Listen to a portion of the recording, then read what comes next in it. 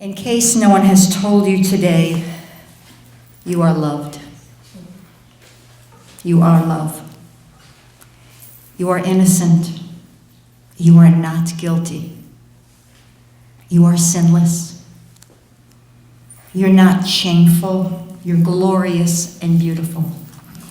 You have wisdom within your mind that can answer every problem, every frustration, every encounter with anger, guilt, depression, and anxiety. Your true essence is that of love and peace and joy. You are one with the most powerful source, and because you are one with the I am, you possess every one of God's attributes. We are fractals of the one, with each of us being the exact replica of the original. I'm no longer concerned with assigning gender roles to God or being insulted by the term his being used over hers, because God is neither. Arguing the use of which pronoun to use ignores the point of the comprehensiveness and totality of God. I'm not even concerned with having to use or not use the word God. For that too is simply a symbol of the divine, the infinite, the one, our source, and love incarnate. I've had many callings over my lifetime. I've been called to be a child of my parents, a friend, a sibling, a mother, a partner, a teacher, a leader. I've been called to be authentic, a way shower of peace, love, and joy, a safe haven for those who've been closed out, ignored, ridiculed, and scorned. And as I now answer the call to ministry, I realize that each of those preceding callings prepared me to be a teacher of God. I remember that I am a child of God. I am a friend, a sister to all who cross my path. I'm a nurturer.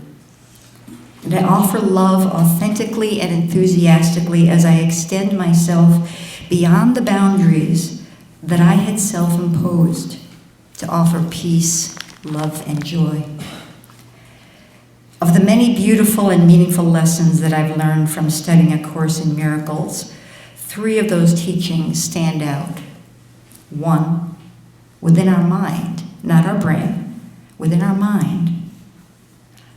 Our spiritual mind, we possess inner wisdom. We know and have always known everything we have ever needed to know because it is the one mind of God. But too often we've forgotten that. It's been clouded over by guilt and fear. Yet if we take even a brief moment to pause, quiet our mind, get out of the way of our ego, and simply ask Spirit, our inner guide, to show us the truth of ourselves, or the other person, or the situation, the fearful memory, and then just listen. Listen to the truth. And inner peace and resolve will take over where once fear, guilt, and anxiety reigned. We don't need to look up to heaven to implore the wisdom of the divine, for heaven resides within. We don't need to look out to others for the answers. We need to look within, for within our right mind resides our guide who will point us to the answers. Others may help us, help guide us home with their non-judgmental guidance and questions, but those open the door for us, and we simply need to be willing to ask and listen. Number 2, we have a choice. We have a choice as to how we will feel, what we will do, how we will react. It's all a choice. We've forgotten that.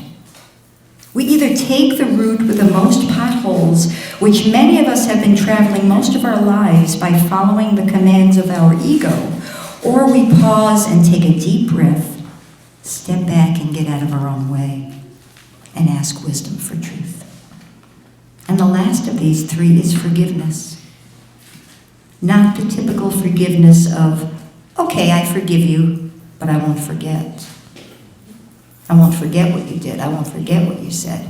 That's not the forgiveness we're talking about.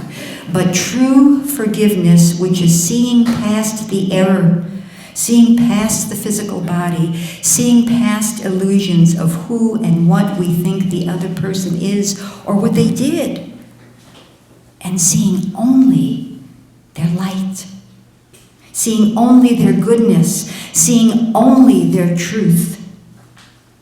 So instead of the old saying, forgive and forget, think, forgive and remember. Remember that we are all one with God. Remember that if God is light and peace and joy and love, so are we. How easy is that? Within our mind is inner wisdom. We have a choice, and we can forgive. And if you need inspiration or reminders of these thoughts, look to the children. Look to the children for inspiration. I look to my grandchildren, Griffin, Emmy, and JC. It's all right, baby. When you're unsure or confused about your innocence or the innocence of your sister or brother, look to the children. Look to them for the symbol of truth. Look at their pure joy and elation, or how they gently sleep through anything. Look at how they welcome others without fear or judgment. Look at how they embrace and accept love. Look at them as they reach out to you and say, up, up. Lift me up, lift me out of this turmoil, this confusion. Lift me up close to your heart. Lift me up so that I remember who I am. Lift me up and hold me close. And then remember the child within yourself and each other. That part that simply wants to be accepted for the truth. That part that says, please don't look at the outward me, see the truth of the inner me. That part that has been hurt, scarred, and scared, see the truth of who I am. See the child within others and reach out. This is what my ministry is about. Honoring our truth, yours and mine, our innocence and joy, our love and our peace. It is the gift from the eternal source. We don't have to earn it. We don't have to bargain for it. It is all ours simply by our willingness to ask and listen, and to simply forgive and remember.